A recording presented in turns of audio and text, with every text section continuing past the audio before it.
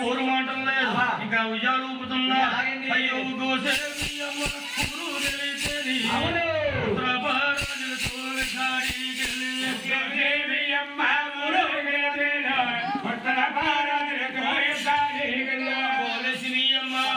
పర్మరాజులతో ఎక్కడ బాబుకి అంత ఇంత 5 ఏళ్ళ వయసు వచ్చింది. 5 ఏళ్ళ వయసులో ఏ ముసుకోపోతే ఏడుగులో ఏం చేస్తున్నాడయ్యా పోక 5కి వెళ్తాడు, 5కి వస్తాడు, ఇంటి మీద పెట్టేస్తాను ఈ పొక్కుతాను.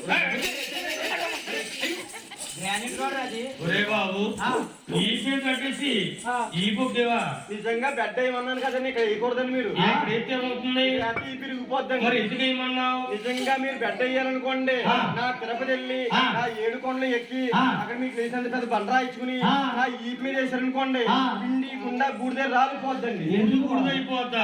ఎందుకు అయిపోతా? నా పేరంటే పెవలమండి. ఎలాగనుకున్నారు? ఆనపో చెట్టు అనుకోండి గుమ్మడికాయలు కాస్తుందండి, గుమ్మడి పోతుకి ఆనమకాయలు కాస్తుంది, కొబ్బరి చెట్టు కొబ్బరికాయలు కాస్తుంది, కొబ్బరి చెట్టు కొబ్బరికాయలు కాస్తుంది. ఎందుకు బాబు? చూద్దామనా కోద్దామనా? చూద్దామంటే ఎవరికి కనపడదు.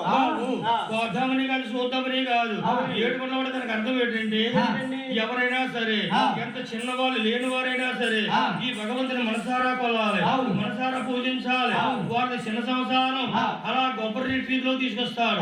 ఎంత ఉన్న వాళ్ళైనా సరే మరి కొబ్బరి చెట్టు ఎంత బలంగా ఉంటుంది, అంత ఉన్న వాళ్ళైనా సరే దీన్ని సగం నమ్మి అప్పటికప్పుడు పూజలు చేసి ఎవరైనా నమ్మినట్టు నటించారనుకో అతపాతలో బాయి దొక్కేస్తాడు. అందులో ఉన్న అర్థం అది. బాబు అంటే అంత మహిమండి అది బాబు. 5 ఏళ్ళ